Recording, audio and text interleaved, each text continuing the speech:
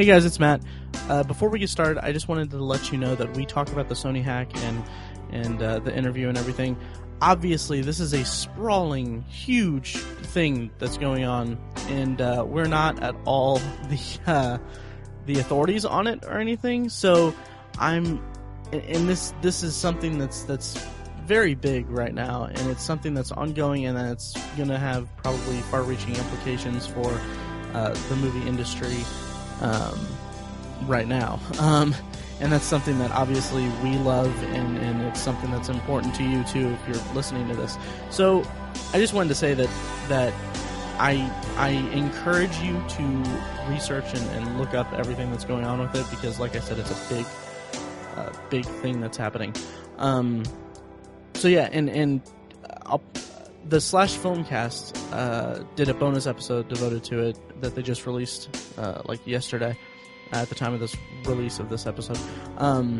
So just check that out and then go from there, and I'll put links in the show notes and everything, and it's yeah, and you know, email us and let us know what you think about all that. So without further ado, here is our last full episode of 2014. We'll be back next week with a bonus episode about Friends, and then at the beginning of the year we'll have a 2014 in review episode, and plus a lot of cool stuff for 2015 ahead of us. So thank you for listening again, and hope you enjoyed the episode. Bye.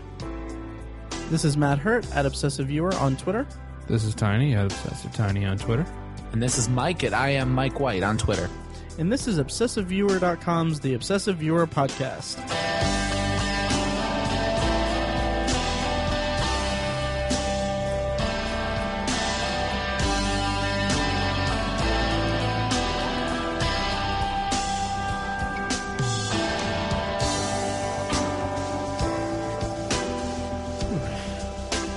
Hey guys, welcome to the latest episode of The Obsessive Viewer. We're a weekly movie and TV podcast that covers a specific topic, be it genre, trope, movie, or show each episode. You can find back episodes at ovpodcast.com. And despite that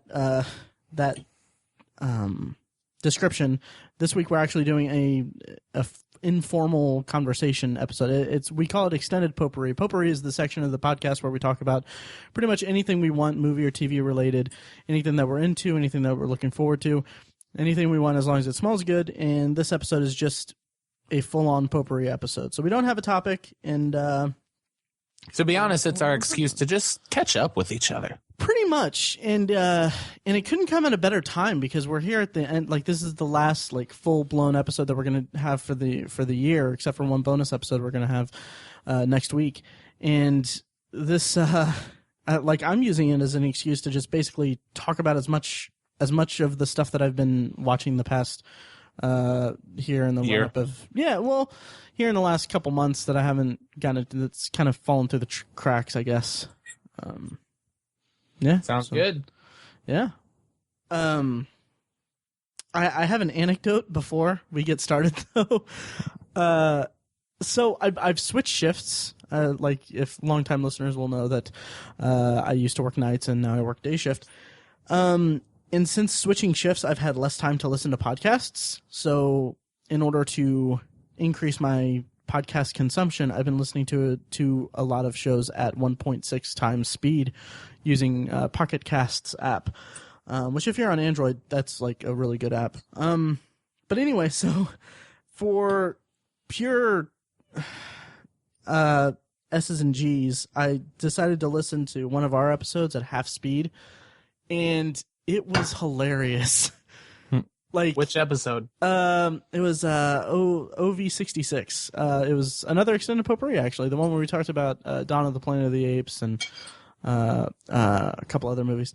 But just listening to it was so hysterical. And the bad part was I was on my lunch break at work, and not to get into too much detail, but I started laughing like so hard, and all I could think was, I hope no one else is in this bathroom. So yeah. You were eating your lunch in the bathroom? It was after lunch, and I had time to kill, so I, took the rest of my break on the can.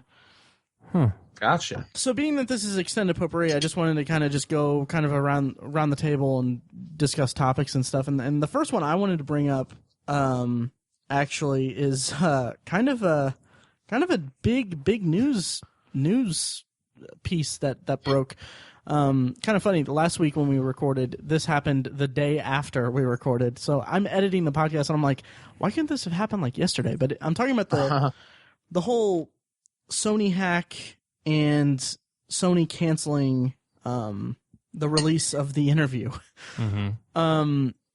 Have you guys been keeping up with the news about this? I have not. Yeah, Okay. a little bit. I mean, to a point you can't help it, but Right. at first I specifically tried not to. Really? Yeah. Huh, that's interesting. It's just shocking. It's shocking and embarrassing, really. And I kind of have a rudimentary timeline for it.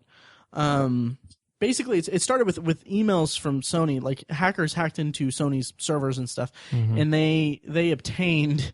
I think they said it was like 10 terabytes worth of data, including movies, scripts, emails, and a lot of those emails got leaked, and there was a lot of like really horrible things in them, like the president of Sony, Amy Pascal, or I don't know if she's the president, but she and Paul Rudin, one of the big time producers over there, like they had emails exchanging talking about how like she was going to meet with Obama, and it said stuff like, what am I going to talk to him about? I guess what he thought of Django and 12 Years a Slave.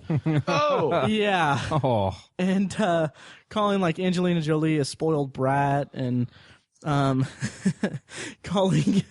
I guess there was one email where they called Adam Sandler an asshole. yeah, I heard about that one. Yeah, it was in response to his Netflix deal, I guess. Mm-hmm. And then there was also one of the other shining examples was if I'm not mistaken, there was talk about the new 21 Jump Street movie being the next one being a crossover with Men in Black. Oh, jeez. So yeah. But then when all those emails came out, I thought it was just kind of funny. I mean, it was a big deal for them. I mean, they took a huge hit off of it, but it was a big deal. And then I just thought like, well, it's kind of funny. There's egg on their face and everything. But then the hackers told Sony to like it turned out that it was North Korea. Like it was people from North Korea had hacked into it and gotten the stuff. And they told Sony, they were like, okay, cancel the release, or we'll cancel the release of the interview that was supposed to be released on Christmas Day. And or else we'll 9/11 some theaters. Right. So then theaters started pulling out. Big chain theaters started pulling out, and then Sony canceled it. And then after that, it's just been kind of a show from there. Yeah. Obama called it a mistake. And then but today Sony apparently announced that they're going to distribute the movie, and it's going to likely come out via Crackle, their free streaming app.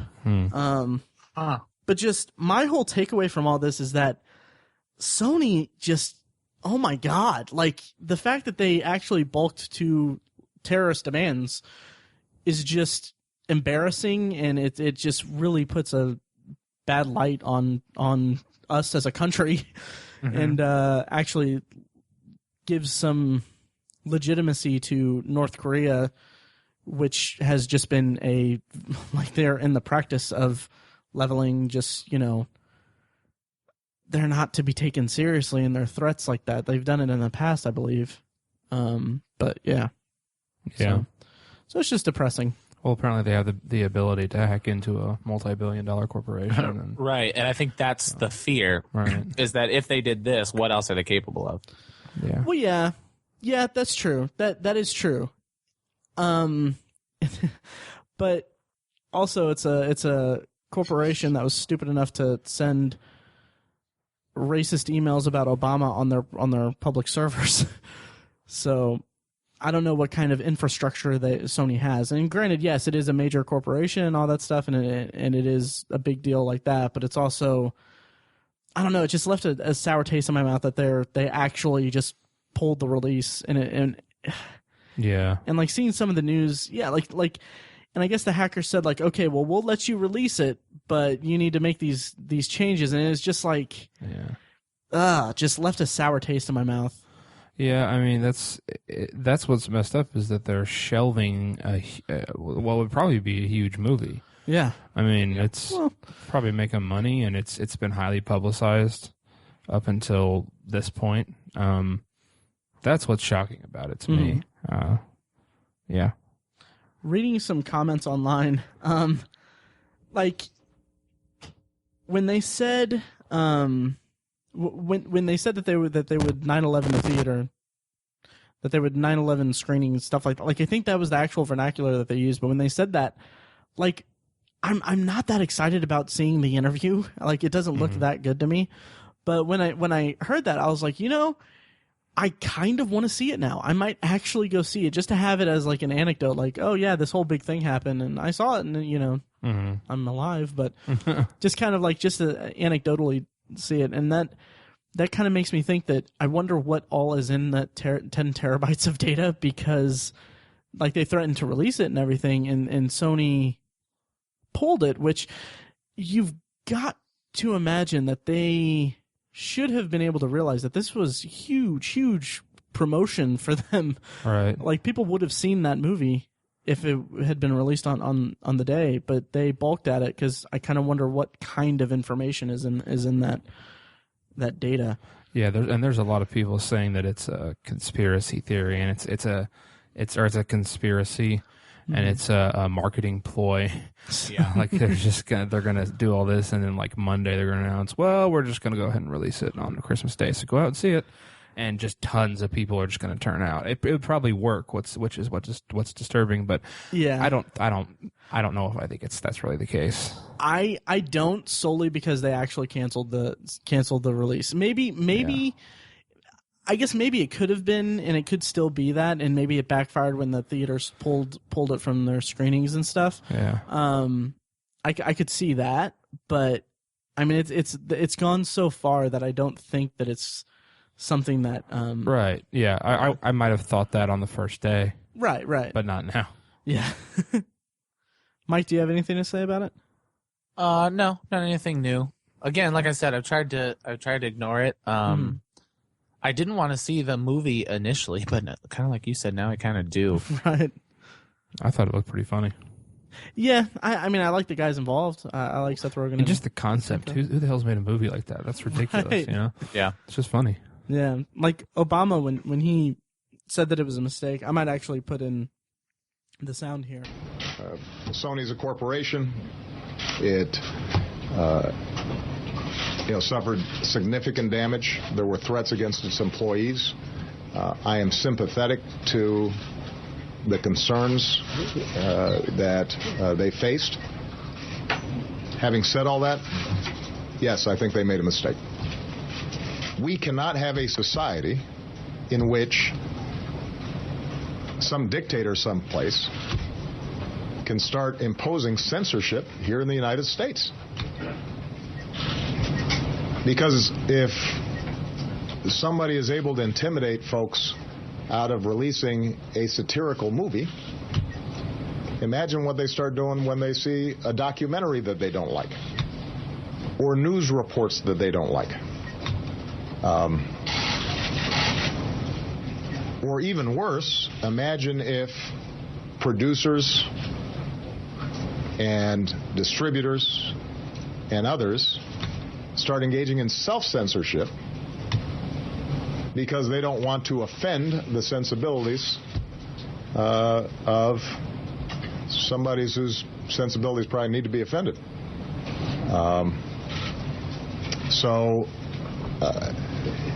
That's not who we are. That's not what America's about. Again, I'm sympathetic that Sony, as a private company, was worried about liabilities and this and that and the other. I wish they'd spoken to me first. I would have told them, do not get into a pattern in which you're intimidated by these kinds of criminal attacks. They're imposing censorship on us, and like it's a precedent that shouldn't have been set. Yeah, right. And that's what just troubles me and embarrasses me about it. So should we change subjects? Yeah. All right, cool. Who wants to go next? I can. I've got something. Oh, go ahead, Mike. Or Tiny, did you want to? You can. No, go ahead. I watched A Christmas Story from start to finish for the first time in my whole entire life last night. Interesting. Oh, fudge. Sorry. Well played. Yeah. Wow. For the first time? First time in my whole life. I've seen the whole thing in pieces, right? Because it's always on Christmas Eve, and somebody always has it on. You can't not see it. Right. You can't not see it. But I've avoided sitting down to watch the whole thing because I never really liked it. Never really liked anything I saw. And my opinion didn't really change all that much. It's a weird movie. Mm-hmm. Yeah, I don't know. Do you guys like it? I love the movie. I may have talked about it last year. Like, I'm pretty much in the same boat, although I think I liked it a little less than you did, Mike, actually.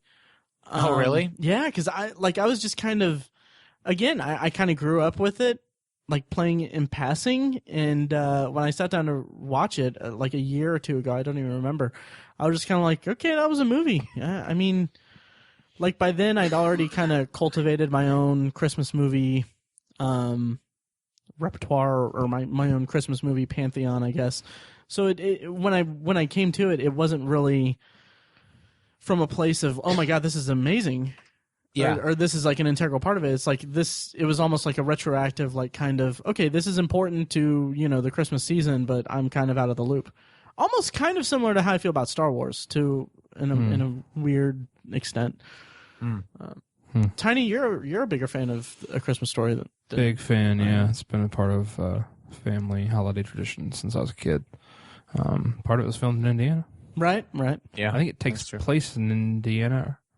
I think so, doesn't it, Mike? I couldn't really tell. Parts of it, like, they give thanks to Cleveland, so, like... Yeah, I knew Ohio was involved. Some of it's Cleveland, some of it's Ohio, but some of it, I don't know. To be honest, I don't know. I feel like when they were downtown in the scene kind of early in the movie, I think they were downtown or something, or window shopping or something. I feel like that was supposed to be the Circle downtown in Indianapolis. Or maybe really? I don't know. But, or maybe they filmed it there? I don't know. I can't remember. Well, I'll be perfectly fine to never watch it again. I'm really? the same way, honestly. Yeah. Huh. Did you think that the funny stuff was funny? No, and I think that's Oh, really? I think that's the big thing. It was just weird. And so I'm sitting there with my in-laws, and everybody in the room is cracking up. And Amanda turns to me and goes, "Do you not love this right now?" Wow. Yeah. That would have been wow, that would have been so awkward. I imagine. Oh, it wasn't bad. I mean, they know me. Right. It wasn't that bad. That's really surprising because I don't know. I think it's great. Yeah. It was actually A lot of people do. Yeah, We're the weirdos. Yeah, like I think Leonard Maltin called it like he on his podcast he was talking about it, and he said that like he went on a tangent about how people like he hates the phrase like, oh, people talking about like instant classics or anything because it's such an anachronistic term because nothing can be an instant classic because what makes it a classic is time. Age, right? Yeah, and then he was like, when I saw A Christmas Story, though, it was like I had that feeling that this is going to be a classic. So different strokes. Yeah. Oh, okay. Yeah, well, that makes sense. I was gonna say, had the feeling that it was going to be a classic. Maybe that's what instant classic means, that you think in the future it will be. Because when it came out, it wasn't very popular at all. Oh, yeah. I haven't followed it enough to pay attention to how it was received. Yeah. But, yeah, and the whole instant classic thing, that's just semantics. I think he just has a problem with just the phrasing. Yeah. Yeah. Yeah. Well, I'm surprised. Yeah. It's a bummer. Sorry, Tiny. You guys are wrong. I'm kidding. I'm kidding. Yeah. So Christmas Vacation, you like that better, Mike? Oh my God, yes. I mean, that's the measuring stick, and that's what I was thinking the whole time. I was like, oh boy, this is not Christmas Vacation. Right. Yeah, I think Christmas Vacation's the better movie. But Yeah. Oh, yeah. Good. Yeah. Yes. Tiny, what do you got for us? I have something not Christmassy. Oh. It's not cheerful. Oh, God. But it's highly intriguing. It's kind of a little double feature documentaries that I watched. They're both on Netflix Instant. one is called Erasing Hate, and the other is called The Last White Knight. And they both have to do with white pride, I guess. Okay. Like neo-Nazis, Ku Klux Klan type stuff. Merry Christmas, everyone. Not the best, not the brightest topic. But Erasing Hate is about a man who was also, he's from Indiana, and he set up chapters of like Aryan Brotherhoods in Indiana. Also, well, just in the Midwest, really, he would drive to different states and set up different like chapters, brotherhoods and chapters and stuff. So he was deeply involved with this lifestyle, and he expressed that through tattoos. He was actually a tattoo artist, and he had several tattoos on his face that, messaged that, or, Sure.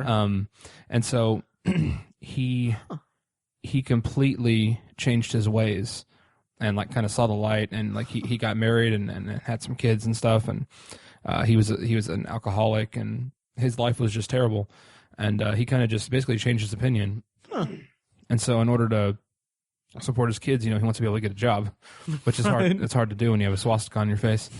And so he actually appealed to the so what is it? The Southern Poverty Law Center or something like that. I can't remember what it's called. That organization, which is a civil rights organization, and they actually paid to have laser tattoo removal done on his face. Oh wow! Cool. And basically, it just follows his journey through. I mean, he has to have like 25 sessions to have these things taken off. Oh wow! And they show it, and man, it looks just ridiculously painful. Yeah. But man, it was just the reason why it's called Erasing Hate is because the first tattoo he ever got was HATE on his knuckles on his hand. Mm-hmm. And his wife has always asked him to get that taken off, and he finally got it taken off of his hand. So that was one of the most integral tattoos for him to have removed. It is just a really touching story. It's amazing the transformation this guy goes through. That's cool. Yeah, so that's a nice one. But then does it? Sorry. Does it like go? Does he like give like? Does it go into his mental state when he was in the organization and stuff? Like, yes. Does it have like interviews and stuff with him?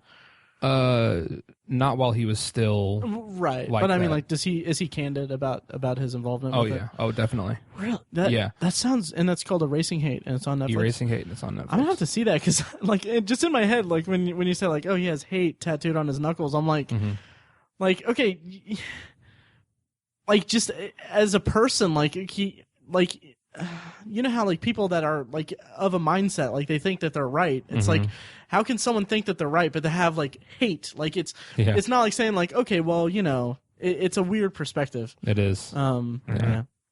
Yep. Yeah. One of the tattoos that was most prominent was an arrow that pointed it was a solid black arrow that pointed up over his eye onto his forehead. Kind of hard to explain, but it's some kind of symbolism for the Aryan Brotherhood. I can't remember what it means. Jeez. It's like upward mobility or something. I don't know. It was stupid, some dumbass reasoning, but right. It was just really it's a really incredible story. I highly recommend everybody see it.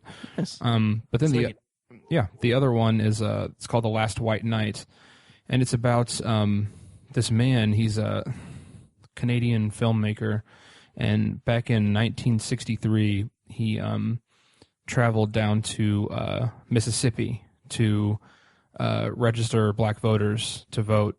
He's part of the original civil rights movement. And as he was going into the courthouse to turn in registration forms, a member of the Ku Klux Klan confronted him on the steps of the courthouse and punched him and sent him to the hospital. And 50 years later, he contacted him, and they got together and had a conversation. Ooh. And that's what this is about. It's about this. I can't remember the guy's name. He also happens to be Jewish, which is another thing. But he finds this guy who is still a member of the KKK. Wow. He's very old. Actually, gosh, I should have mentioned this. He's the son of the guy who assassinated Medgar Evers. Oh. Yeah. Who is that? Wow, Matt. Yeah. And no, I'm having a huge brain fart. Yeah. Gosh, Who is that for the listeners who don't know who that is? Medgar Evers was a highly influential member of the civil rights movement in the South. Yeah, totally. And he was assassinated by a member of the KKK. Gosh, I can't remember the guy's name. Byron De La Beckwith is his name. He shot him in his driveway in the back with a rifle, and he got away with it. They had a trial and everything, and they acquitted him. And this guy is his son. Jeez. So it's just basically this guy who was attacked by this member of the KKK contacted him, wanted to get together, and they sort of end up friends at the end. They were both immensely respectful of one another, but this guy is still a member of the KKK, still hates black people. He pulls out a pistol in the interview. He's like, I always carry a gun on me. He doesn't pull it on him and point it at him. Right. But still, it's just like it kind of gives you some insight into this guy's mentality. Wow. But and at the end, they're like, I consider you a friend. I mean, we disagree. It's like as long as we're not talking about this, right, we kind of get along. But it's also just highly interesting and fascinating. And the guy who directs the documentary, he has conversations with some other people who were potential victims of this guy. Okay. Who punched him. Gosh, I can't remember his name. It's De La Beckwith. I don't know.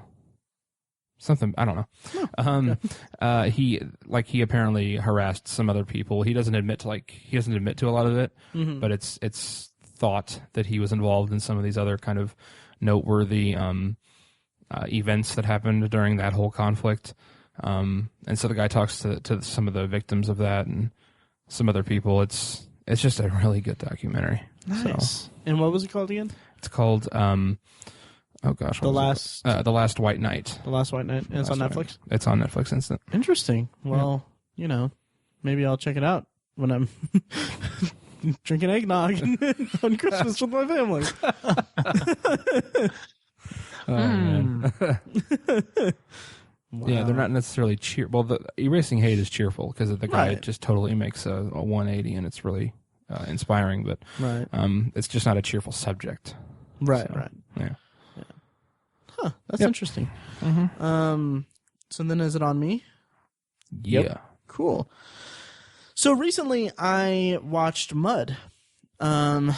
Finally, I mean, it's been a while. Yeah. Wow. Like it came out in 2012. Yep. And it got a lot of buzz, and it was really, really kind of popular, but I just never got around to it. And it's funny because two movies from 2012 that I really, really liked was The Kings of Summer and The Way, Way Back, two awesome coming-of-age movies about adolescence and social awkwardness, stuff like that. And this really, really surprisingly fits into that category because it is a coming-of-age movie. It's about two kids who two like kind of kids that live on like a river. Like, is it in the bayou? Yeah. Yeah. They kind of go to this island to find this boat in a tree, and they find Matthew McConaughey is living in it. And he's, kind of a mysterious character, and that's all I'll give away about it. But man, it's so good. It's so good at showing Matthew McConaughey's mysteriousness. Like the character of Mud is very mysterious because the movie's from the point of view of the kids, and the kids are so great in it. Yeah, they are. And I loved how the various Ellis, played by, is it Ty Sheridan? Is that the actor's name? Right, yeah. The kid actor's name. A big part of the movie of Mud is about Ellis's kind of introduction to adult relationships, or his viewpoint of adult relationships and his teenage relationships also. But I loved how the various adult relationships really shaped Ellis's outlook throughout the movie.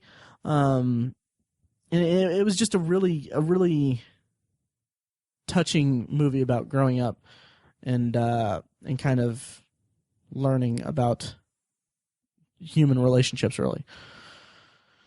Also, Matty Mac without a shirt on. Well, always, yeah. Yeah. Before he but got like scary skinny. Right. Which I liked Mud a lot more than Dallas Buyers Club. Yeah, me too. Yeah. Me too. And it's a weird thing because I feel like message movies like Dallas Buyers Club, and by all means, it's a great movie and a great message, but I feel like sometimes we think we're supposed to just like it more. Yeah. Mm-hmm. That's a good point. Kind of, yeah, it feels like that's one of the problems I had with it, because I didn't like Dallas Buyers Club that much. I thought it was just kind of overrated. Because I felt like it seems like the kind of movie that, you know, you're supposed to like it because it's a very strong message and it's very, you know, affirming. But I also just felt like it could have been handled better. Yeah, and that's why I didn't really connect to it.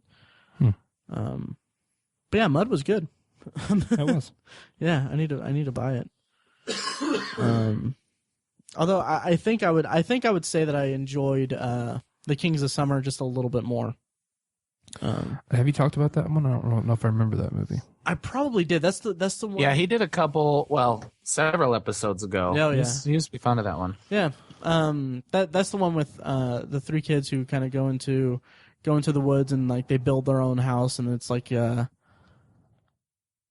kind of kings of summer. No, but it's one of the kids is in love with a friend, and that was one of the big parts of it for me, because like his friend, like, I don't want to spoil it, but it's a very, very poignant kind of coming of age movie and depiction of adolescent relationships, much like Mud is, but it's more of a focal point in Kings of Summer, and I think that's why I enjoyed Kings of Summer more. Okay. I have no recollection of that. Definitely, check it out. Okay, it's really good. Sounds good. Yeah. I have it on DVD if you want to borrow it.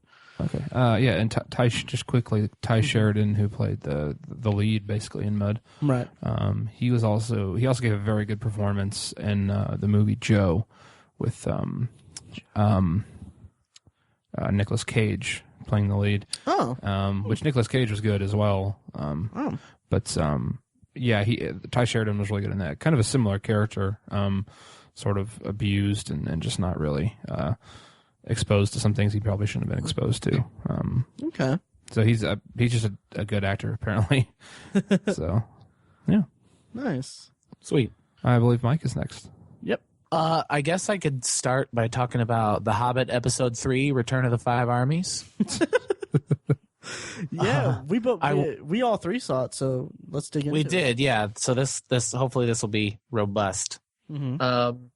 You know, I actually liked it. I've gone on record as saying that I'm not a Lord of the Rings fan, and I've tried very, very hard to get into it. And I even talked to a lot of my friends who are really big fantasy fans and Lord of the Rings fans, and they're kind of the mind that Lord of the Rings and Peter Jackson can do no wrong, and I think he's done plenty wrong. I think the movies are kind of boring, especially the first two Hobbit movies.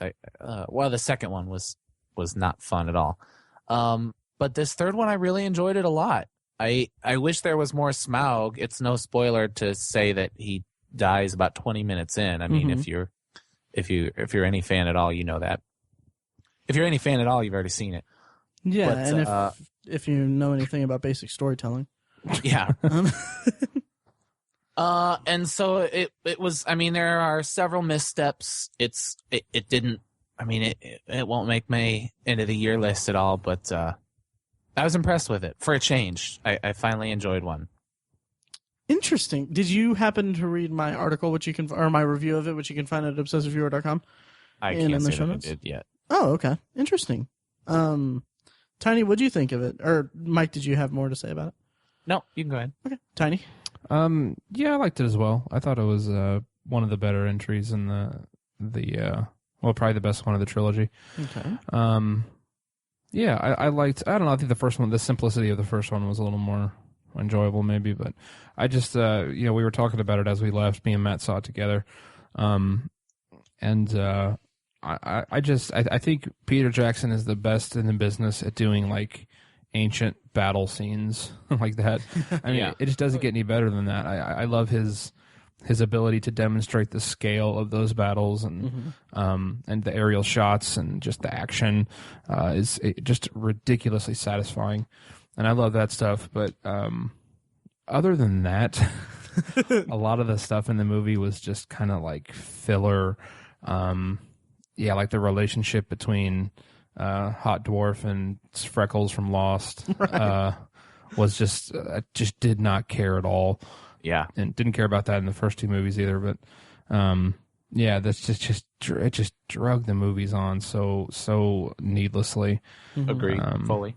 Yeah, but it was fun. I laughed my ass off so hard when Billy Connolly showed up on a pig as a dwarf. He just has such a unique voice. I was like, is that Billy Connolly? But it's just his voice. I think it's because it's some awful facial CGI. Thank you. I brought this up. Awful. Yeah. Oh, like it was like Uncanny Valley territory for me. Like it was. It looked similar to Birdman, but Birdman I could forgive it because that was an independent. Birdman. It's not a big budget Peter Jackson movie. Right. It was. My God. It like that took me out of the movie, and it's only like they cut to him several times throughout his big speech and all that stuff. But I mean, each time I was like, really? Like that's really, like, you don't want to take another pass at that? Yeah. Yeah. Like, and that was, do you mind if I go ahead with my thoughts? Yeah, sure. Okay. I mean, that was one of the big parts about it for me, is just really bad CGI. And that was kind of like most of the movie is the battle, is the titular battle. And like Tiny said, it looked really cool. Like the choreography, like goddamn, Peter Jackson can choreograph or can shoot a very well choreographed action sequence, and he can do that throughout probably an hour and 15 minutes of runtime that was used up for the Battle of the Five Armies. If I'm just guesstimating there, but I want to go back and talk about the prologue real quick. And again, I reviewed it on Obsessive Viewer, so you can check out my full review on obsessiveviewer.com and in the show notes. But the prologue is basically the resolution of the Smaug storyline. And like Mike said, it's about 20 minutes long. And after that, they show the title card for the Battle of the Five Armies. And as soon as I saw that title card, I was like, okay, why couldn't that be the end of Desolation of Smaug? Like, why couldn't that have been the end? And then, I mean, it's like 20 minutes. Each movie doesn't need to be 2.5 hours, 2 hours and 40 minutes or anything. So why not just make that the end of that instead of having this cliffhanger that's resolved and then moved on to a different thing? And I really hope somebody admits that splitting him into 3 was not a great idea. I think that's the biggest problem of it. Is terrible idea. Because it was. Well, no, it's not, because they made money all 3 times. But stylistically, very poor choice. In terms of overall quality, I think that's the biggest issue, and you can really feel how they're stretching it. Like the dwarf and elf love interest thing with Evangeline Lilly and the other guy, Aidan Turner, that was added in the second movie, and that it feels like it was put into the movie specifically to stretch it out into 3 movies. Yep. Like like Tiny said, I couldn't care less about it. And what's more aggravating about it is that they included Legolas into it, and Legolas is a character that we are emotionally connected to from the Lord of the Rings trilogy, and he's just this bit player in this really hackneyed love story between that no one really. It's a very strange, extended cameo. Yeah, and like his action scenes in the movie was pretty cool. Like, but again, the bad CGI, like him.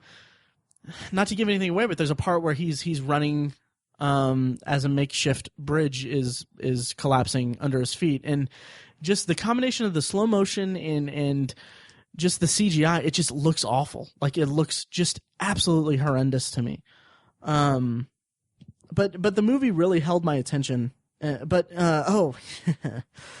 And okay, two other things. One that didn't fit well with me, or sit well with me, and didn't fit into the movie was the comic relief of the character Alfred, played by Paul Gage. That just felt like every single scene that he was in was supposed to be comic relief, and that's fine. But it's also like anytime he's on screen, it's just like that's his sole purpose for being in the movie, and that just really didn't sit well with me, juxtaposed with all the fighting and intense action. And then also the stuff with what's his name, Thorin Oakenshield, like the kind of the Aragorn of the Hobbit. Is that like there's for the first half of the movie he's like corrupted by the power of the gold, and he has like dragon sickness or whatever, and it just felt like, okay, they're just filling this out, they're trying to just make it compelling for an hour, and then they'll go ahead and do their thing, and that bugged me a lot. I thought that was actually sort of compelling. Really? Yeah. Okay. A little bit. I mean, I was interested in it. I like the way that it kind of played into the plot. Okay. I don't want to spoil it, but right. Yeah. To me, it was compelling. I thought it was a little. I mean, I don't know how the dragon sickness works, but it just seemed very quick. Yeah. Because it's been a year since I saw Desolation of Smaug, so I can't really remember.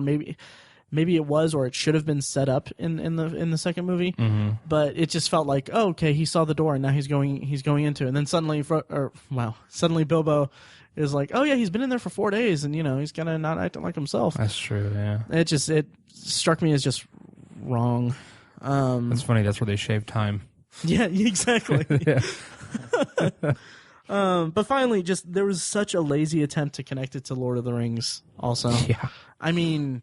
There's the quick 10 minutes with Sauron and Saruman. Yeah, and I mean, like, tonally, The Hobbit, from everything that I've heard, I've never read The Hobbit, but it's very evident in the movies that The Hobbit isn't really the same tonally as Lord of the Rings. Lord of the Rings is epic fight for the world, basically. It's good. It's classic good versus evil. And yeah. The Hobbit isn't that. It's an adventure. The Hobbit's an adventure fairy tale. Exactly. Yeah. And it felt just like, I mean, I didn't feel it in the first two parts, because it kind of felt like they were building towards something, maybe. Like there's a whole sequence in An Unexpected Journey, the first movie, that they talk. I think it's when they're talking at Rivendell, and they're basically explaining, like, like that was the one moment where like, I know, Mike, I know you like to make this joke, but that's the moment where I felt like, okay, this feels like the prequel trilogy to Lord of the Rings.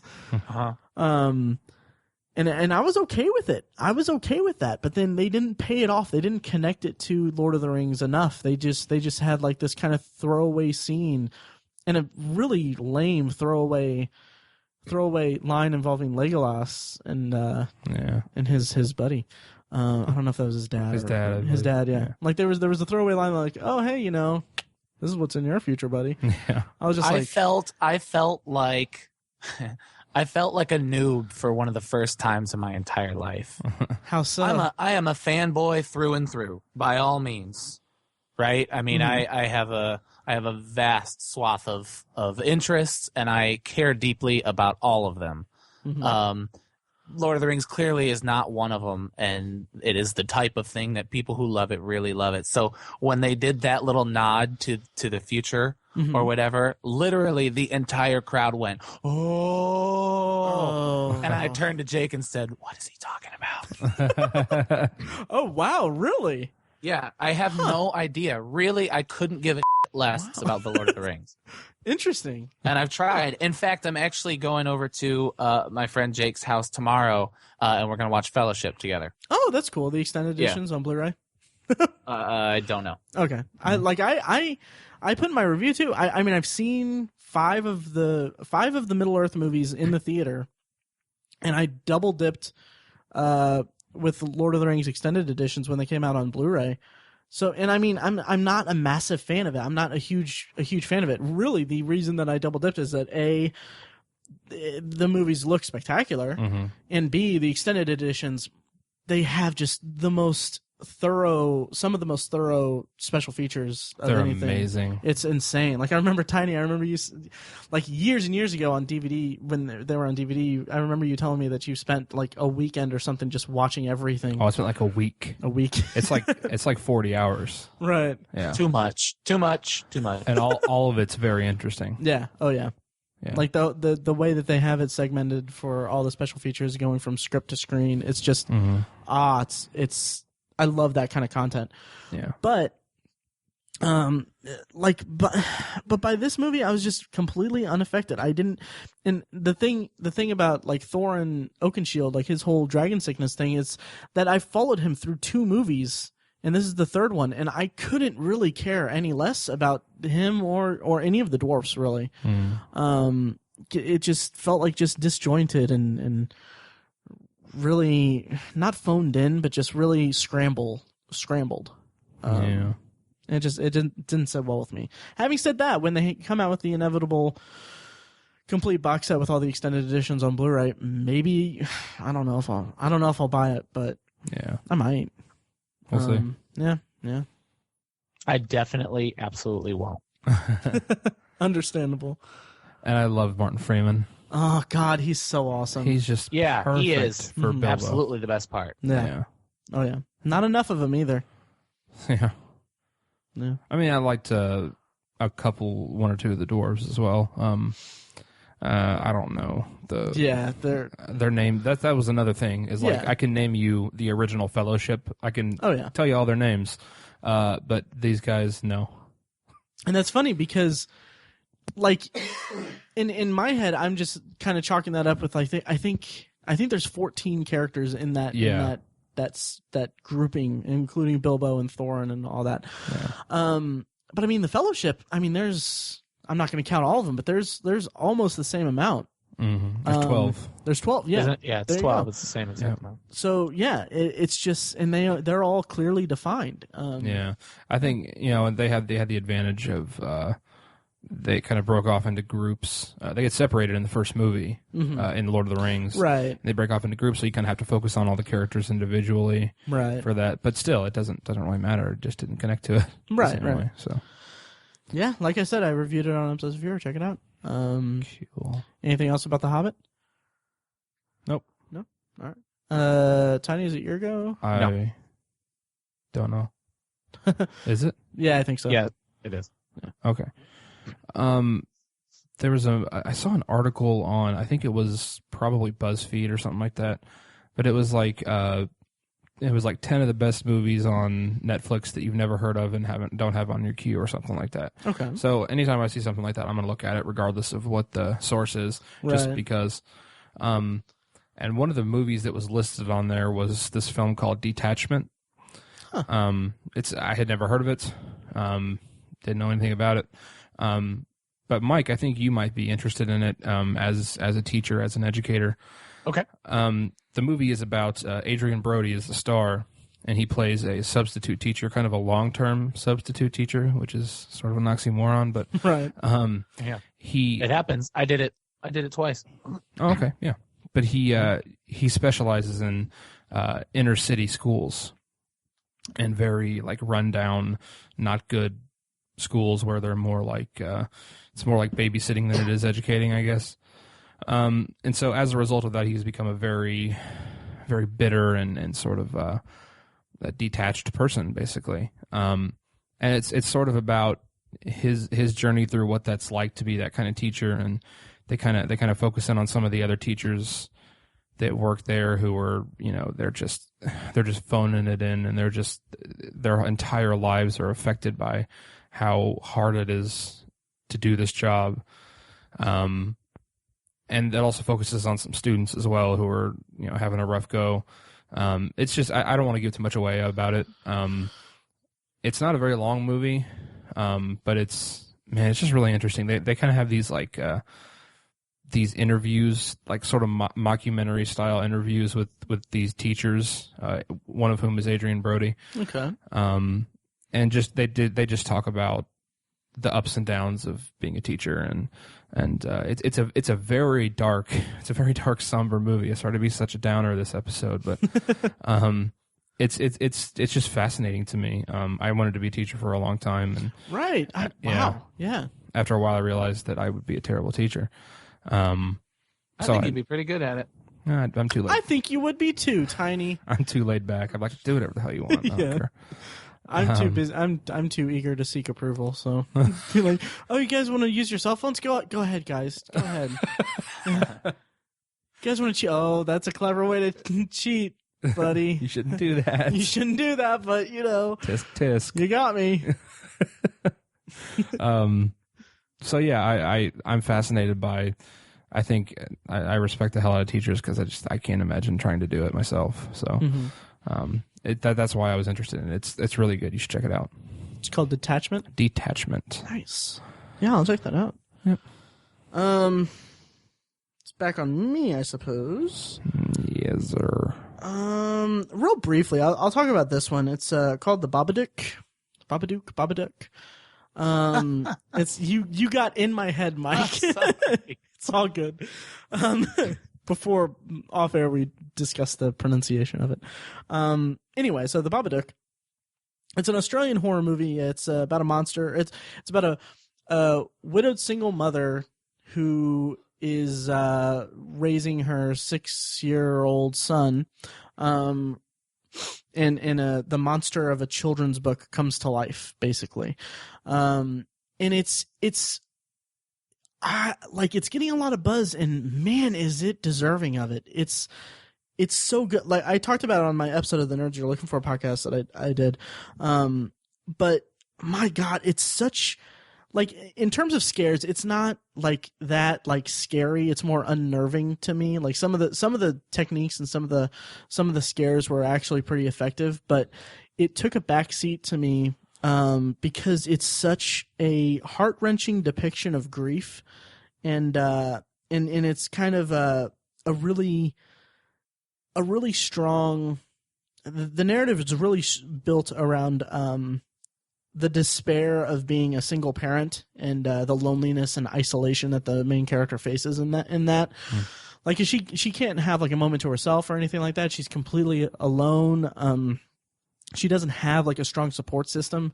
And the support system she does have is kind of alienated by her son being kind of unruly. And it kind of takes, in the first like half of the movie, it kind of takes the stance of like kind of a creepy kid kind of movie, but it's more about the despair of her plight, basically, and her being the sole adult in this ordeal, because they read the children's book, and then he starts seeing the Babadook and gets like really frazzled and gets terrified of it, but she can't see it, and so it takes the position of being like she's alone here. She can't control her kid. Her kid's unruly. Her kid is terrified, and she can't see it as being anything. She's completely helpless in it, and it kind of all leads to like the end of the movie. I'm not going to give anything away. Which, by the way, the kid that plays the kid is just terrific in it, and it's like this movie is the ultimate form of birth control for me. But because I can't imagine having a kid, but by the end of the movie, it's like it kind of gets into some kind of almost common tropes of certain horrors subgenres, but what kind of compelled me about it, and what really kind of was effective for me for it, was like right when the action and the horror is starting to ramp up, like I just had this like sudden feeling of like, my God, I don't want I want these characters to be okay. Like I want everyone to just come out of this clean and be okay. And then there's a point where it's like you're not sure if that's what's going to happen. And it's really unnerving in that, and very terrifying. And I won't give away what happens, or if anything, or if whatever or whatever, but it's really effective. Like I was really pleasantly surprised by it and very pleased with it. So yeah, that's the Babadook. Nice. Would you say is it more horror, or is it more drama, family drama? Oh, it's definitely horror. Okay. Horror, thriller, supernatural thriller. Okay. But the narrative structure of it is more grief-stricken drama kind of stuff. I see. That's more of the subtext that I really latched onto and kind of built it up throughout it. in its depiction of like kind of dealing with grief and that kind of isolation kind of thing. In that, it kind of reminded me of the movie The Descent, which is one of my favorites. Yeah. Of one of my Shocktober staples. Yeah. Mike, have you heard anything about the Babadook or seen it? I actually plan to watch it in about an hour and a half. Oh, nice. Yeah. Yeah, I've been very excited about it. And to be fully honest with you, I kind of tuned you out for the last 10 minutes or so because I'm actually super, super excited for it. Nice. Okay, cool. Yeah. I was going to ask if I because I didn't spoil anything, I don't think. Yeah. Can tell you. Nice. Very nice. Yeah. Sweet. So yeah, super excited. Cool. I think you'll like it. I'm looking forward to hearing what you think of it. Who's next? Mike, you want to go next? Yeah, okay. I got an interesting idea for a way to take my turn. Okay. In a couple of weeks, we'll do our 2014 year in review episode, right? Well, we'll probably do our top movies of the year and our worst movies of the year and such, right? Right. And so I kind of think it'd be fun, clever, weird if people got to see the wizard behind the curtain. You know what I mean? They got to see the process of how I do this. Okay. And I want to see if you guys can help me out here. I'm trying to pick. I've got 11 right now. And I have kind of an honorable mention as well. So help me try to figure out a couple of my bottom ones. Maybe you guys can argue one way or the other. Okay. So an honorable mention, I think it's going to stay honorable mention, is Edge of Tomorrow. It would totally make the list except for that ending. Yeah. Yeah, I planned on revisiting it because I like. In the episode where we discussed it, I wasn't a fan of it. Yeah. I don't think it'll make my top 10. Okay. Yeah. So then the two that I'm debating are Grand Budapest Hotel and Neighbors. Oh, Ooh. wow. This is for your top 10. Yeah, of the year, yep. Huh. I haven't seen Grand Budapest, so. Me neither. Oh, you haven't? Yeah. Okay. But I have seen Neighbors twice. So have I. Would Neighbors make your list? It's funny because I actually just reevaluated my list, so I actually have I have a list, and I don't remember where it is on my list, but off the top of my head, I mean, it didn't really hold up that well to a second viewing. Yeah, it didn't. It really didn't. Yeah. Okay. A lot of the laughs were surprises. Yeah. Keep it down. Okay. So I don't think it would crack my top 10. Okay. Me either. There's also a few that I haven't that I'm really looking forward to watching that I haven't yet. Selma, Boyhood, and Whiplash. I'm looking forward to all three of those too. Nice. Yeah, which are important ones that I need to see. Mm-hmm.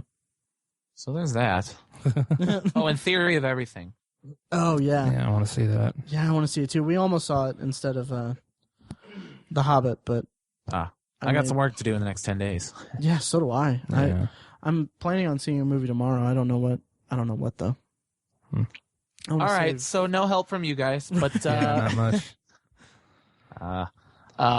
but you see my thought process.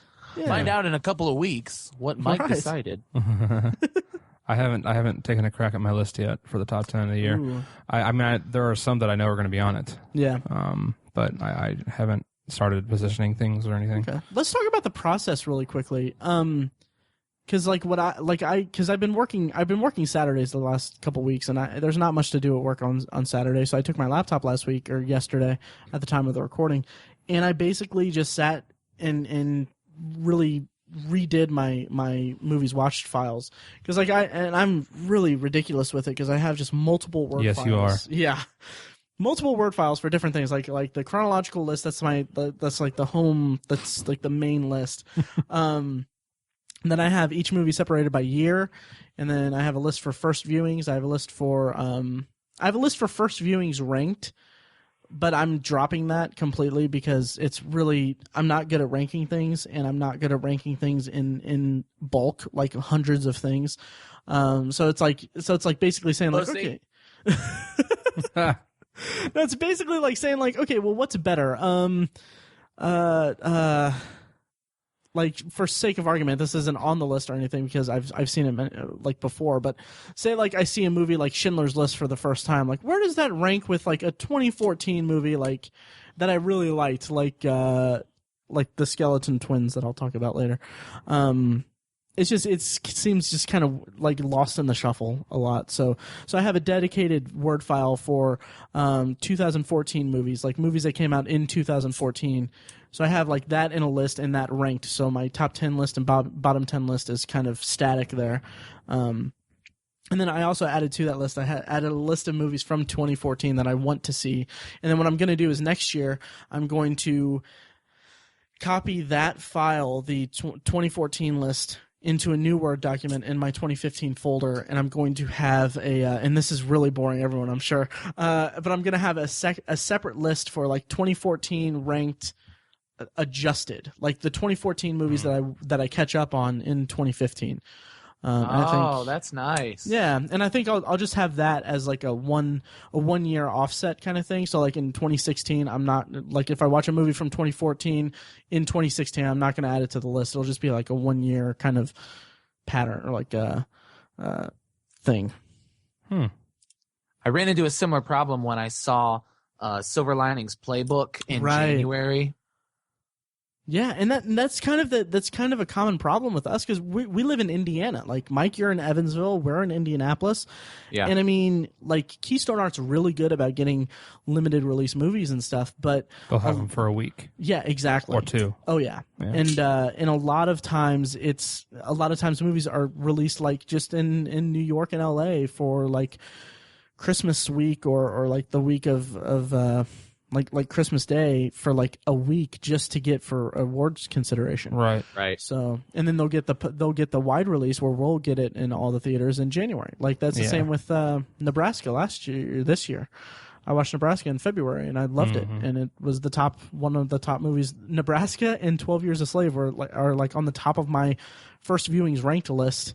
And I mean, I don't know. Yeah. So that's a look behind the curtain.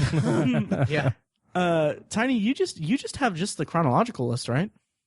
Yes. Okay. Yeah, that's all I have right now. Oh, that'll be interesting. That'll be a lot of work to compile. I'm not going to do much. I don't get into all the crazy stats like you do.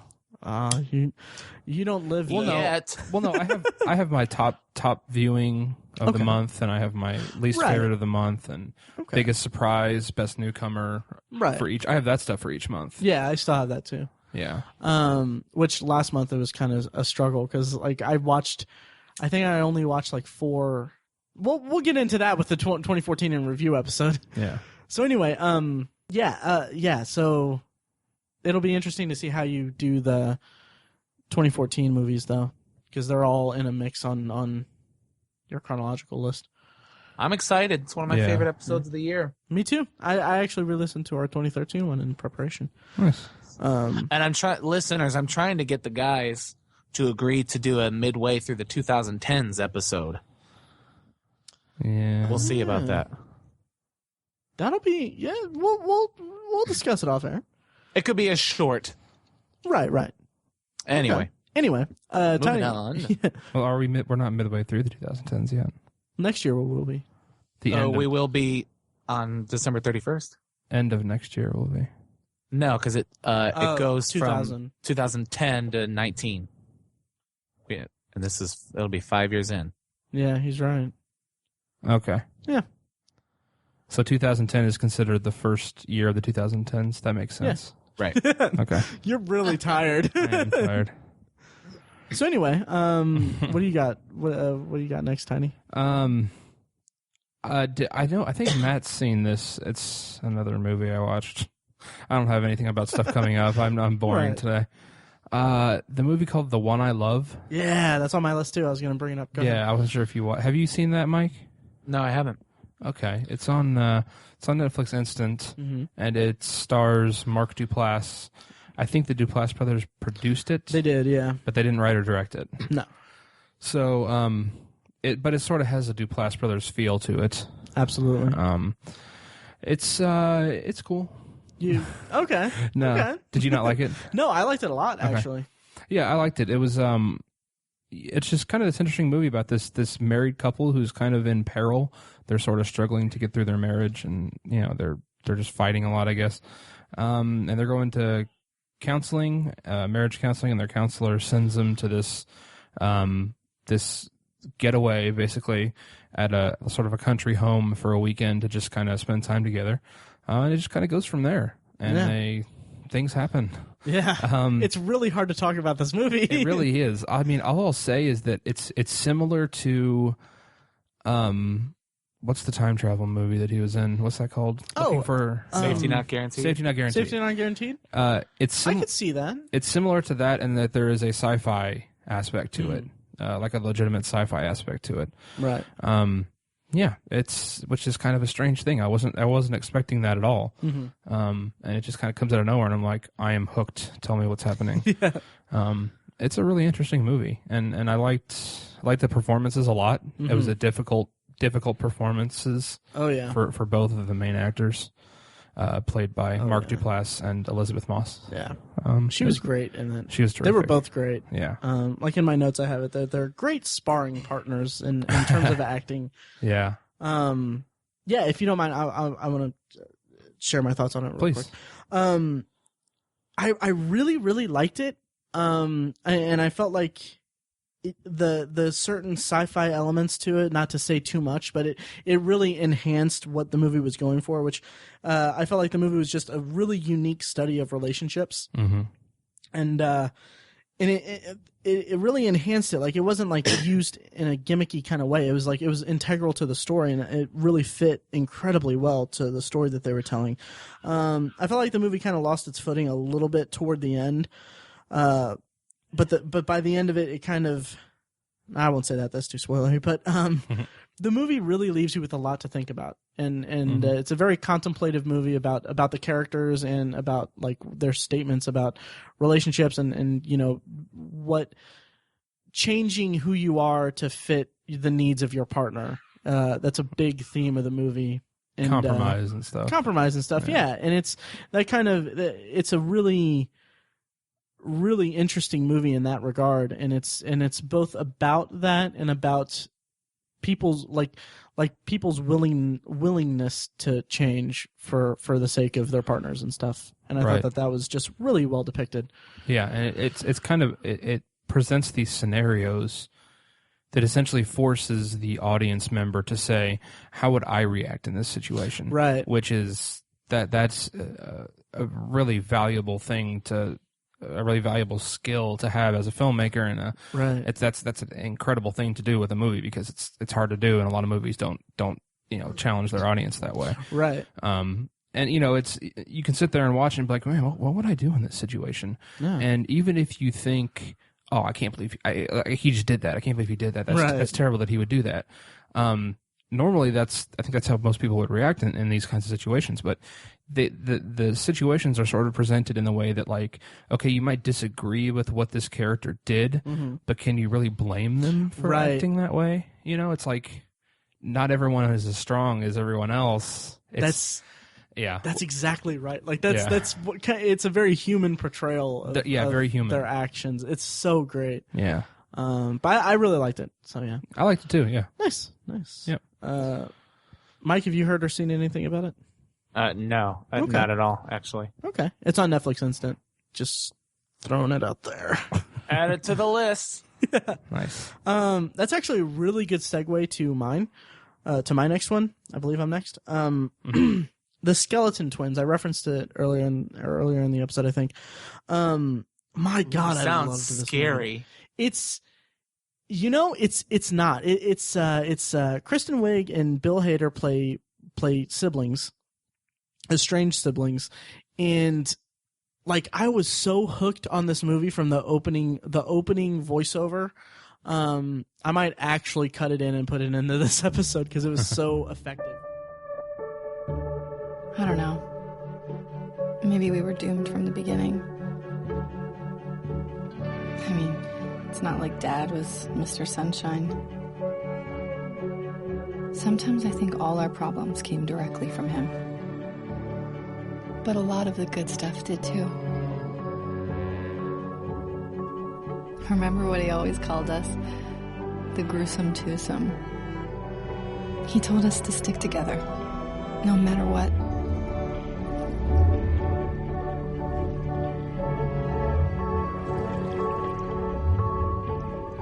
God.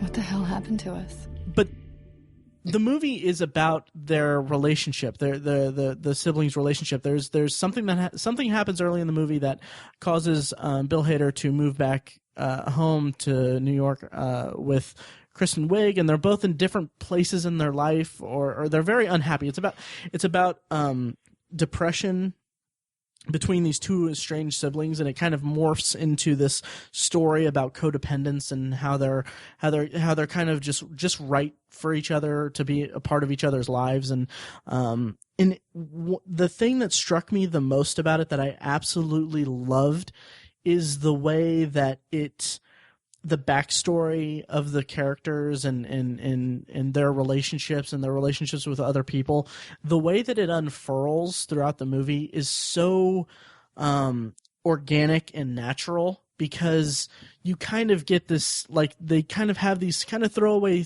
lines between these two characters. It's like, oh yeah, I haven't been here since Dad.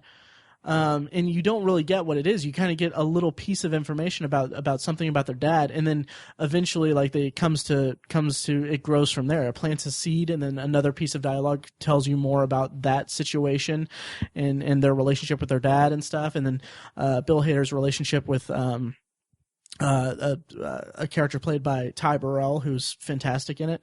It's kind of, they just get, it's so spectacularly written in this way, because it's so interesting to see how these characters interact and everything, and it's very compelling. And then, let's see, and then also in a supporting role is Luke Wilson, who he's really great in it, because he plays Kristen Wiig's husband, and he's like kind of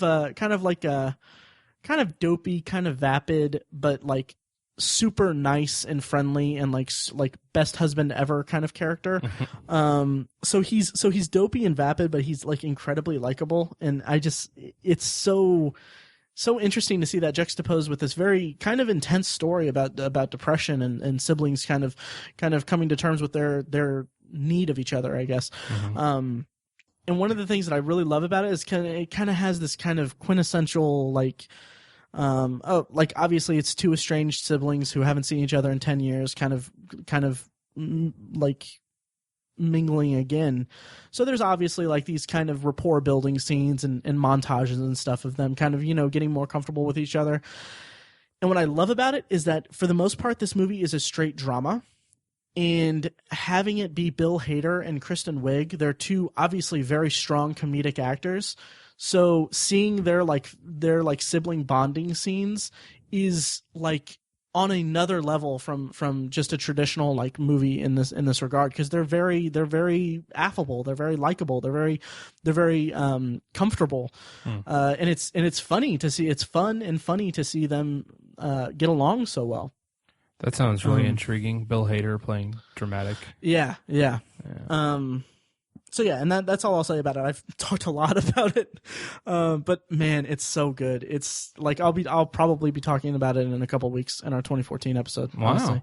And cool. And to bring it all back around, the reason why I said it's a good segue is that it was produced by the Duplass brothers. Oh, nice. Yeah, very cool. Yeah, so that's all I got for that. Mike, do you want to go next?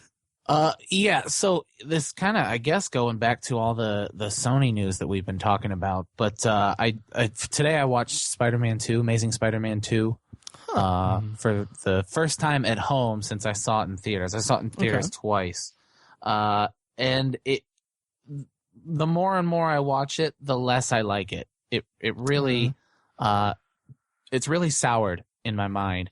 There's a lot of, I think we've talked about it on the podcast before, but there's a lot of things that they miss, a lot of liberties taken with the source material that I guess if you want to give it that it's Mark Webb's world, he can do whatever he wants, that's fine, I guess. But some of it is really pretty bad. In particular, I watched the bonus features, and there's the touted meeting of Peter Parker and his father as one of the deleted scenes.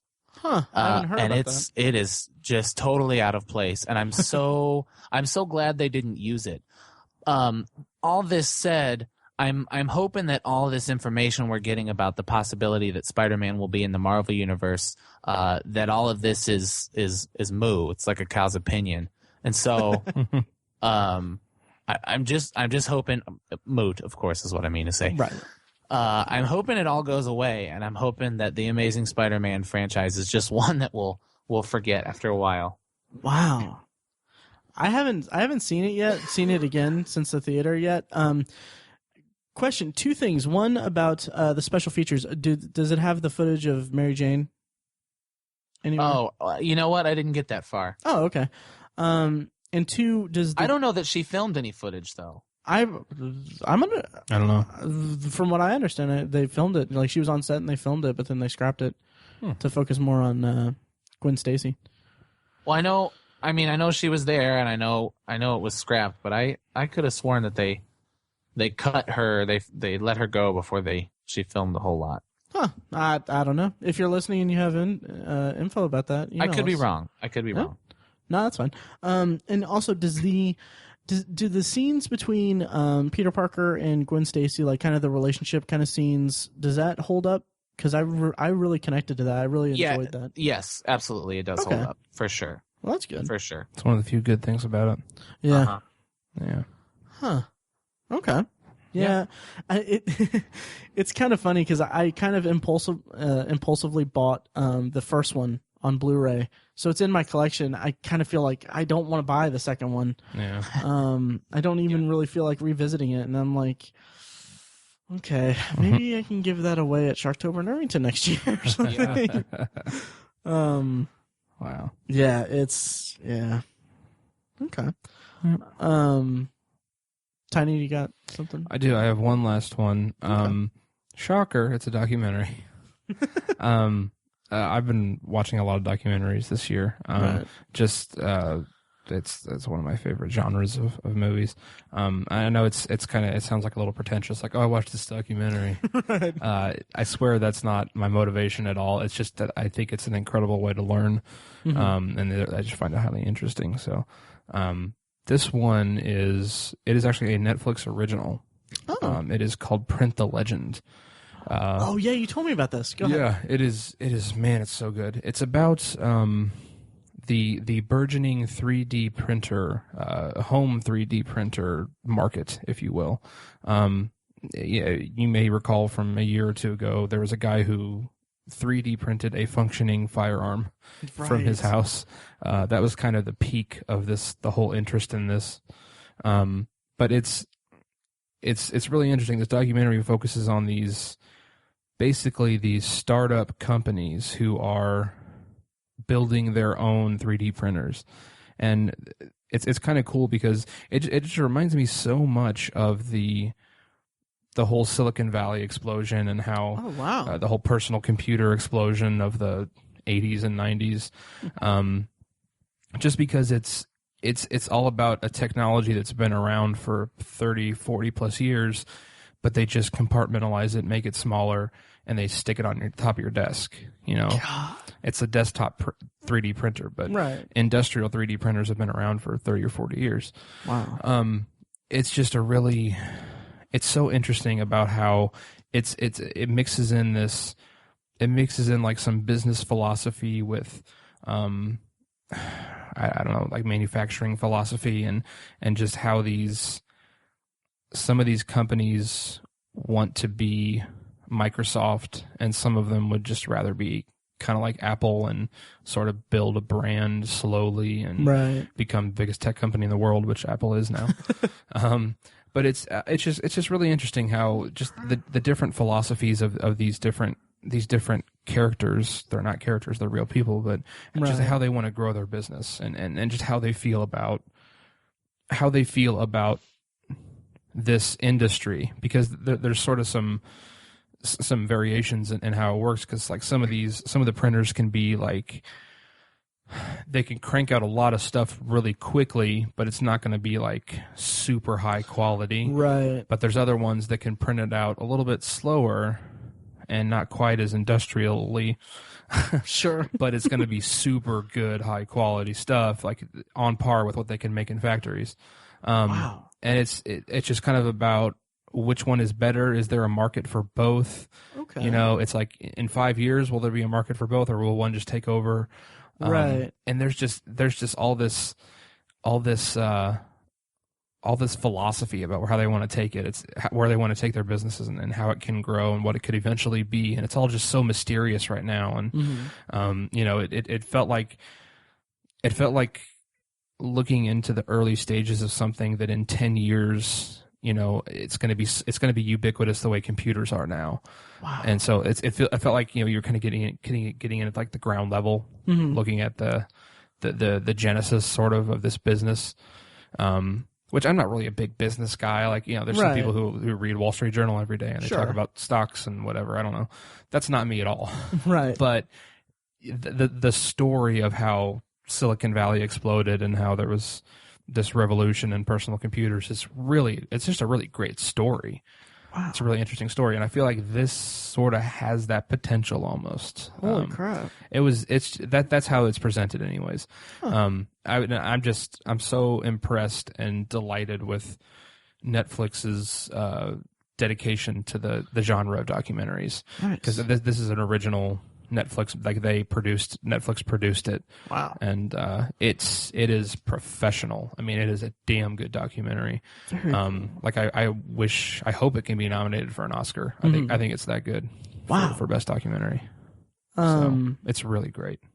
Nice. I'll have to check that out, because it's funny and I don't want to go on too much of a tangent, but I should give a quick shout out. 3D printing. I'm not too familiar with it, but I've gotten kind of acquainted with it, because we're recording this. Me and Tiny are in my brother's house, and he and his girlfriend have adopted a two-legged Chihuahua, and they've started a business catering to disabled dogs and getting carts 3D printed for them so that they can move around and be mobile. But yeah, and that's something that's really fascinated me, because like I'm interested in like small business things like that. Like that's something that always kind of struck me as kind of really just fascinating to me. Yeah. So yeah, I'll have to check that out. Print the Legend, and then also if you're interested in the dog, Turbo Roo is the dog that my brother and his girlfriend's dog, and also carts are available at turboroodesigns.com. But anyway, yeah, Print the Legend, Netflix. I'll have to check that out. It's Mike, very good. Yeah, Mike, what do you think about it? Sounds interesting. I don't know that it's fully my kind of thing. You do watch a lot of documentaries. Some of them sound interesting. I don't know that this one is all that much for me. Right. Yeah, it's not for everybody, definitely. Right. Because I think I've watched like 60 or 70 this year. Documentaries. Jeez. Yeah. Maybe more than that. That is insane. Yeah. Wow. Yeah. So good for you. Cool. Thank you. And that's really interesting. I do like that as like in terms of learning stuff. I mean, because it's something that's like you can have an intriguing concept and an intriguing subject matter and everything, but at the end of the day, it is you're a learning tool also. That's really interesting. Yeah. Bringing it back to me, and we can kind of wind down a bit. Mike, I feel like you'll have a lot to say about this. Okay. I watched Chef last night. Yeah. Because like this is the time of year, like we're recording this December 21st. It's almost the end of the year. This is the time where like it's crunch time with watching stuff. Like I know Tiny's experiencing that because he has his 365 movies in 365 days goal. Where are you at in that, by the way? I'm like 4 behind right now. God. I got to watch like 16 movies in 10 days or something like that. Yeah, that's crazy. Yeah, that is insane. Don't let us down. But anyway, so in an effort to kind of come back and watch all of the stuff, I had it in my head like, oh, I'm going to make a top 10 list and all that stuff. So I want to watch as many 2014 movies as I can in these last few days. So I watched Chef, and Mike, you talked about it on our PopCon Potpourri episode, which for our listeners is episode 59. But what I came away from this movie, it's written and directed by Jon Favreau. It's a very small personal movie for him. What I came back from it was it's so damn pleasant. Like, Yeah. I liked it so much. It's such a nice story, and it's funny because I didn't go into it like looking for anything to critique or anything. I was just like kind of let me experience it and everything. But there's such a clear correlation. Like I can't tell if the story, because it's about Jon Favreau plays kind of a big time chef at a restaurant who he on the cusp of being reviewed, he wants to make this very special dish or this very special meal for the reviewer, but the manager of the restaurant tells him, no, you have to make the same stuff. And so he makes the same stuff, gets bad reviews, and it's kind of all about that and how he's kind of reinventing himself and all that stuff, or kind of dealing with the consequences of that. So in depicting that, it feels like a very thinly veiled analogy about filmmaking and about being a director and facing like harsh criticisms as a director. And like it was so much of that was in the forefront of my mind that like I paused it and I looked because I knew that he wrote and directed this movie. So I was like, is this in response to like the Iron Man 2 stuff? So like I looked and then I looked on his resume on his IMDb page. It said like Iron Man 2, and then in between Chef and Iron Man 2 is Cowboys and Aliens. I was like, oh yeah, okay. But the analogy of it, if that is what he was going for, I think he probably talked about that on his Nerdist, which was one of my favorite Nerdist, by the way. Mm-hmm. But like the correlation between being a chef and a director, it fits so well that I don't care if it's like just this analogy that is kind of like a little bit on the nose. Like I don't care because he's so likable. The character, there's so much charisma in the story, in the narrative, that I don't care if it's a deeper meaning because it's such an engaging story. And so like, and I went into it like assuming that it was a road trip movie. But it's not. Like most of the story is kind of him dealing with the reviews and stuff, and then there's a bit of like kind of road trip kind of in the last 45 minutes. But again, it didn't bother me because I just found it so fun, so charming, so life affirming, and it's just, it accomplishes what it set out to do. Like it told a very, very small, very personal story about him. Dealing with this really brutal review, and also and I've neglected to even talk about his relationship with his son, which is such a key point of the movie, and it's so great in its depiction of that. But Mike, do you want to talk about it? Talk about that aspect of it? Yeah, I guess I can. That okay. Funny enough is the part that I connected with the most, and it's the emotional center of the movie, of course. Oh yeah. But yeah, you're right. It's just such a well done. What'd you say? Delightful? Pleasant, but delightful is a much better word. It is a pleasant movie. And I was so happy for Jon Favreau. Not that he needs Jon Favreau, like he's some Italian guy. Not that he needs help, right? Because of Iron Man. But it was pleasant. Yeah, I don't know. I'm kind of at a loss of words for it. Okay.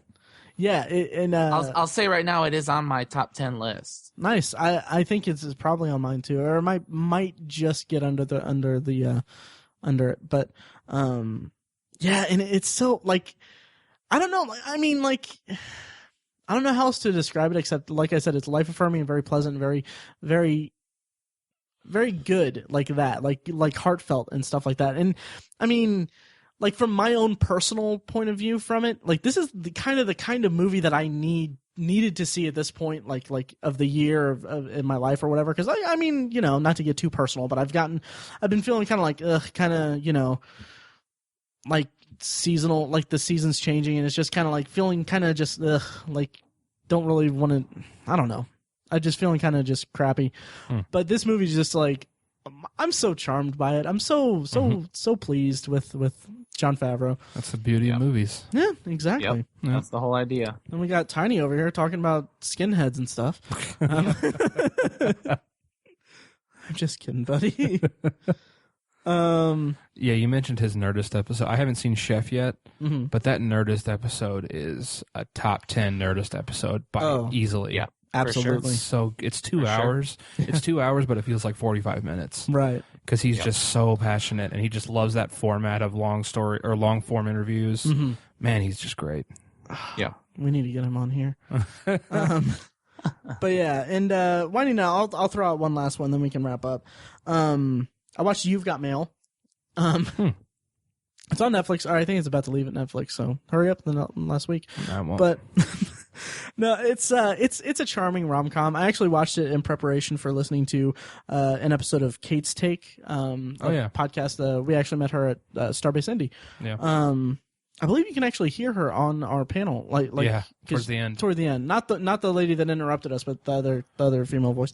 Yeah. But in that episode, it was really good too of her podcast because she talks about having some cool stories about working at Suncoast Video. And like I said, I'm kind of attached to this whole like kind of small business, kind of like entrepreneurial spirit of anything really. So I kind of attach myself to that, and I think it kind of goes back to, honestly, it goes back to my childhood when my family would watch Wings, and like I was kind of like, oh my god, these brothers are just running this airline for themselves, and that's like I loved that, and it kind of carried with me throughout all this. But Tom Hanks is amazing in You've Got Mail, and really everything he does. He's so charming, and so like in You've Got Mail, he's kind of an ass, like he's kind of a dick. And he's kind of cutthroat, but he's also Tom Hanks. So you kind of it's a very fine line between him being likable and a monster because he's out to destroy this woman's business, this small business, and it's just really, but he toes that line so well because he's Tom Hanks.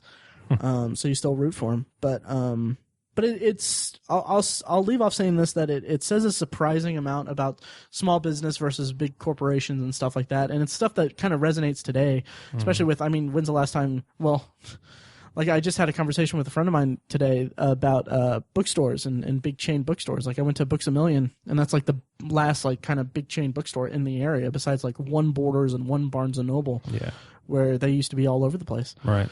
So, yeah, I've never seen You Got Mail. Who cares? I'm just kidding.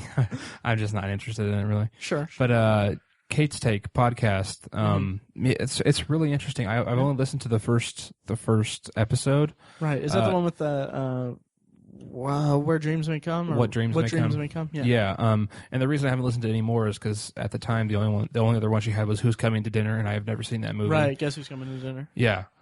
Guess what's about to go off of Netflix? Is it? Yeah. Oh, I'm going to have to squeeze it in. But anyways, I really loved her insight.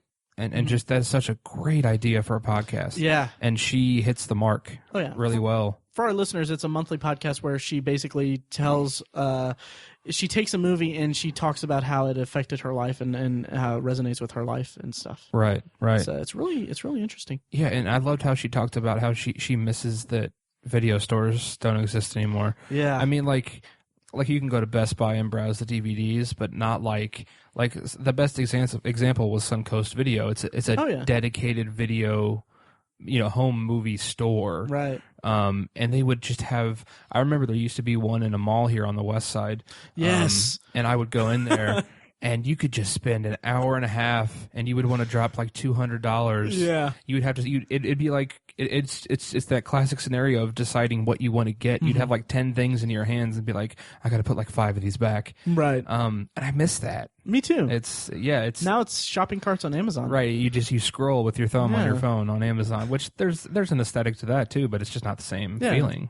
Maybe for you guys, I still go to the movie stores around here, and you still have some? I do that all the time. Yeah. Well, video game rentals, or not video game rental, video rental stores. We have a family video. Wow. And I always get moved. I don't know why I get used DVDs. Okay. Interesting. Like we have some disc replays and stuff like that, and some family videos, but I haven't been in a family video in a while. But Kate's Take on the You've Got Mail episode, she talks about goes in depth about Suncoast and how their catalog was bought by Best Buy. It's really interesting. Yeah, you listen to it, Tiny. It's really good. Nice. But funny side note about Suncoast Video is so many of the Akira Kurosawa movies that are in my collection came from Suncoast Video, because I would go, I'd save up like my lunch money for the week or something and go to Suncoast Video and then buy like a really expensive Criterion Collection edition of a Japanese movie from the 50s because I wanted to be intellectual. Read my decade reviews. That's so funny. Snobby teenage Matt. Yeah, I distinctly remember buying Rashomon there. That's funny. Yeah. Cool. Yeah. Yeah, that's pretty much all we got, I guess. Any last words, guys? I think we said plenty. Yeah, awesome. Agreed. All right. Well, I'm going to throw it to our pre-recorded outros. Thank you guys for listening, and make sure you check out the site and the show notes for links to stuff that we talked about. All right. Well, thanks for listening, guys. Merry Christmas, Happy Holidays. Oh, yes. Merry Christmas, Happy Holidays. That, too. Happy New Year. Yeah. We'll have a bonus episode dedicated to Friends, the TV show Friends. Me and Mike are going to record. Coming. Stay tuned for that. Yeah. Well, it'll come out a week after this one. Yeah, and Happy Holidays, guys. Be safe and be jolly. Yes. And, drink a bit. Will do. No, but all right. Yeah. Thanks, guys. Thanks for listening. For pure S's and G's, I decided to listen to one of our episodes at half speed, and it was hilarious. Like, which episode? It was OV087. It was another extended potpourri, actually.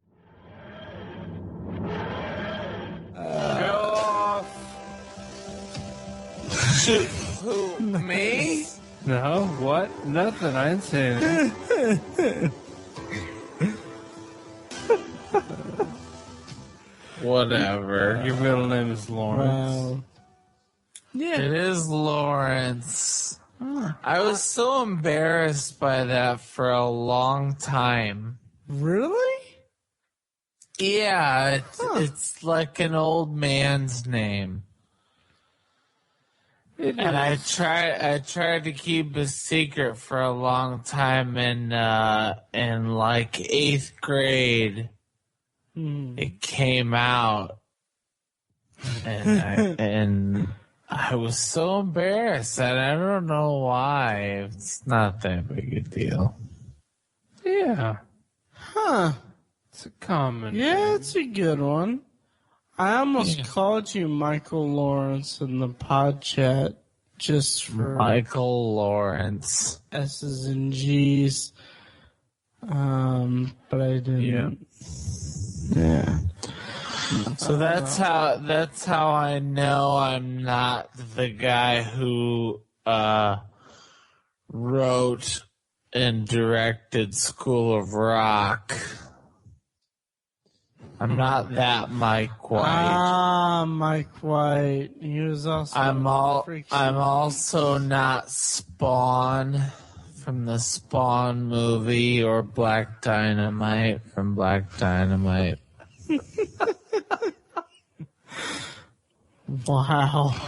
And you're not black. Well, for the most part, yeah. You are pretty dynamite, though. Oh. I'm so sorry. Okay, guys, so let's... Dynamite! So this is a potpourri episode. We're basically... As always, loyal listeners, thank you for listening to the Obsessive Viewer podcast. And thank you, of course, to Loud Like for providing our awesome opening theme music. Their first EP, their first of a few actually coming out in the next few months. Check them out. Anyway, it's called Mistakes We Must Make and features our theme song and a clips of events. Make sure that you rate and review us on iTunes after you listen to this episode. It helps us out a lot, and it gives us the ability to say, hey, people like us. Also, please like our Facebook page at facebook.com/TheObsessiveViewer, and you can follow each of us on Twitter. You can find Matt at Obsessive Viewer, Tiny is Obsessive Tiny, and me, Mike, I'm at I am Mike White on Twitter. You can also check out the blog at obsessiveviewer.com, where all three of us, but mostly Matt, review movies and TV shows and talk about all kinds of things. It's kind of the written form of this podcast. You can also check out Obsessive Book Nerd, which has book reviews and commentary on the evolving world of reading. And also check out Tiny's The Secular Perspective, which is a podcast exploring the concepts of faith, religion, and existence from the perspective of secular hosts. If you have any thoughts on the podcast in general, or this particular podcast you just listened to, or even suggestions for future podcasts, please email us individually at Matt, Tiny, or Mike at obsessiveviewer.com, or you can just email the podcast directly as a whole, kind of directed to all three of us, at podcast@obsessiveviewer.com. Again, thank you so much for listening. We love you. Be excellent to each other.